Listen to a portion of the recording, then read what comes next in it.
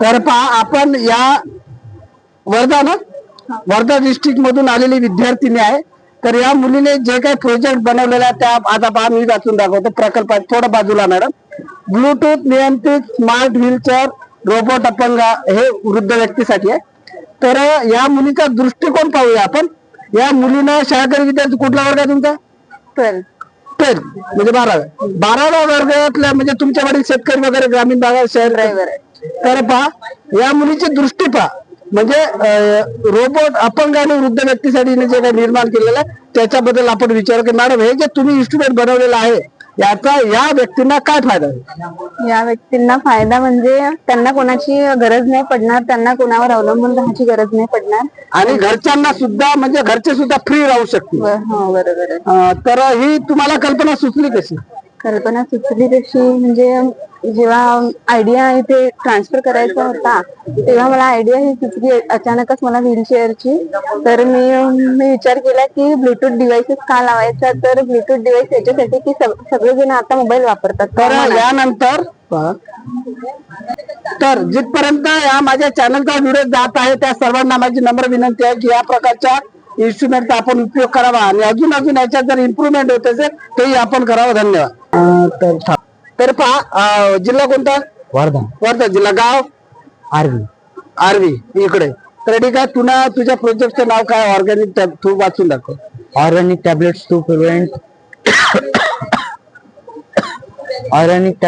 Prevent food grains from pest. याच्यापासून फायदा काय होईल एवढं सांग। जो आपण यूज करतो त्या केमिकल्स इन्ग्रेडियंट्स तर त्याच्यामुळे आपलं जे काही लाईफ एक्सपेक्टन्सी आहे ह्युमन बीइंगची ते खूप कमी होत आहे, म्हणजे लवकरच मृत्यू होत आहे, आयुर्मान कमी झालेला आपल्या देशात। आणि हे जे आहे हे कॉस्ट इफेक्टिव्ह पण आहे, म्हणजे आपण साध्या सोप्या याच्यात बनवू शकतो, याला पैसा नाही लागत जास्त बनवायचा। तर पहा म्हणजे खूप कमी पैशात होते का? हो, कारण की या सगळ्या हा मुलगा म्हणतो तेच पत्ता त्याच्यापासून हे नीमपासून बनवलं आहे। हे जे नटमूट जे जायफळ असते त्याच्यापासून बनवलं आहे। आता हे जे सिनेमान जे असते आयुर्वेदिक आहे, झाडपत्ती आहे, याच्यापासून फायदाच फायदा आहे, नुकसान काहीच नाही। आणि लोकांचं आयुर्मान वाढेल आणि जास्तीत जास्त दिवस आपण धान्य खाऊ शकतो। ठीक आहे, धन्यवाद। तर पहा या विद्यार्थ्याकडे आलेलो आपण। या विद्यार्थ्याच्या प्रोजेक्टचं नाव ऑटो सॉइल डिस्पेन्सर। तर याचा उपयोग सांग। जसं की आपल्याला माहित आहे आपण झाडेच लावतो आपल्या आपण झाडे लावतो, पण काय होतं ना की प्रश्न होतो की झाडांची काळजी कोण घेईल? झाडांची काळजी घेणे म्हणजे त्यांना एका प्रॉपर अमाऊंट मध्ये पाणी देणे। झाडांमध्ये काय होतं ना की एक फोटोसिंथेसिसची प्रोसेस होते ज्याच्यात पाण्याची खूप आवश्यकता असते। तर मी हे मॉडेल बनवलं आहे की जे झाडाची मॉइश्चर लेवलला सेन्स करेल आणि मग त्याला जेवढं पाणी पाहिजे तेवढंच देणार। म्हणजे वृक्ष तृष्णा संवेदक म्हणजे संवेदना होते त्या झाडाला की आपल्याला किती पाणी पाहिजे आणि किती झालं पाणी। आता त्याला पाणी जास्त झालं तर पाण्याचं कनेक्शन बंद झालं, हो का? जेव्हा पण ऑटोमॅटिक म्हणजे जसं आपला तो वॉशर नाही का, आपण हात पाय धुतले बंद होतो तशासारखं तो वेगळं झालं, पण याच्यात झाडाचं मॉइश्चर लेवलला सेन्स केलं जातं। याला तुला काय यूज केलं? याच्यात एक मॉइश्चर सेन्सर वापरला आहे, सेन्सर ड्रायव्हर आहे, 2 रिले आहे आणि 18 वॉटची बॅटरी आहे। म्हणजे मिनिमम खर्च आहे एवढा काही नाही, 450 रुपये। आणि महत्वाची गोष्ट म्हणजे पाण्याची बचत होते आणि झाडाचं पण नुकसान टळते। कारण कधी कधी कोणा झाडाला खूप पाणी मिळते का त्याला पाणी मिळत नाही। तर हे तुला म्हणजे तुमच्या घरी शेती आहे का, बाग आहे का, कॉलेजमध्ये शाळेमध्ये त्याच्यापासून तुला सुचलं? आता काय होतं ना की आपण हायवेवर टँकर थांबून गव्हर्नमेंट पाणी देते झाडांना, पण ते पॉसिबल नाही होत कारण की ट्रॅफिक ट्रॅफिक असते तेव्हा। तर म्हणून आपण इथे हे मॉडेल ठेवू शकतो। दुसरं म्हणजे टेकडीसारख्या जागेवर आणि ट्रॉफिक वर सुद्धा या इन्स्ट्रुमेंटचा आपण उपयोग करू शकतो असं या विद्यार्थ्यांनी सुचवलेलं आहे।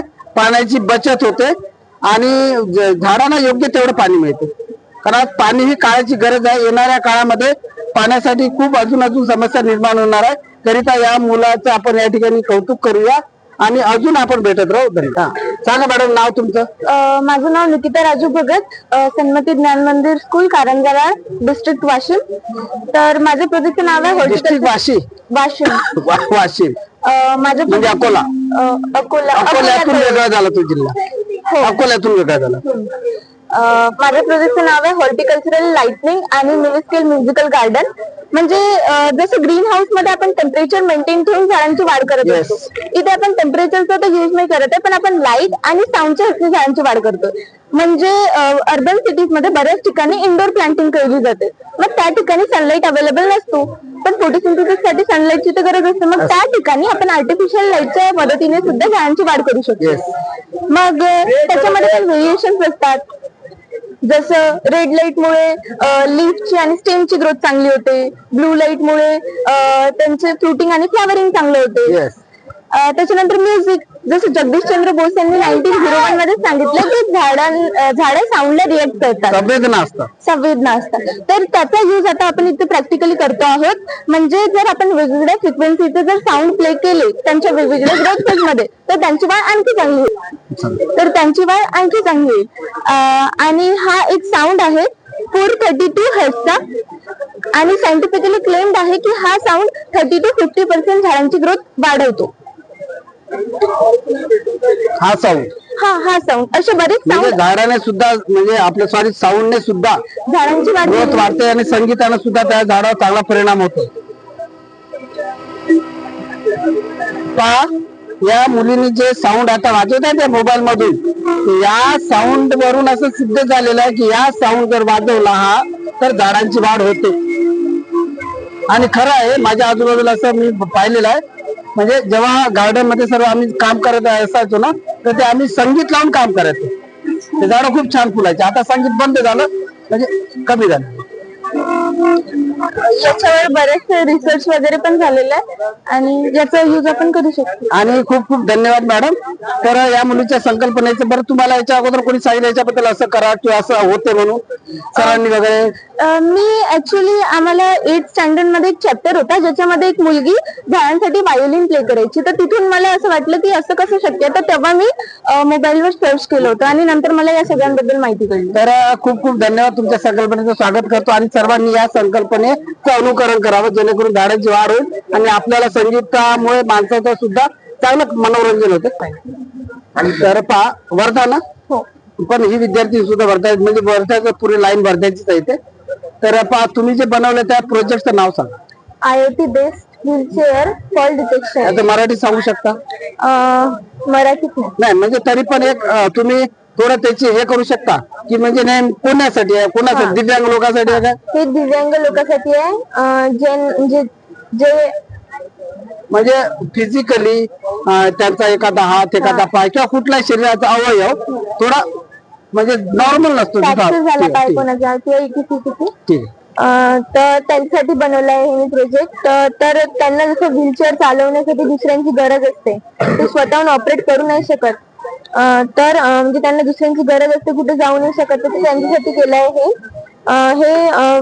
म्हणजे ब्लिंक IoT एक ऍप आहे मोबाईल मध्ये, त्या ऍप मध्ये कनेक्ट करून, हे ESP32 आहे यांनी तो कनेक्ट होतो, तर ते कनेक्ट करून ते स्वतः ऑपरेट करू शकतात, ते स्वतः कुठे पण जाऊ शकतात, त्यांना जिथे जायचं तिथे जाऊ शकतात. आत्मनिर्भर, आत्मनिर्भर, स्वतःच्या स्वावलंबी. येस.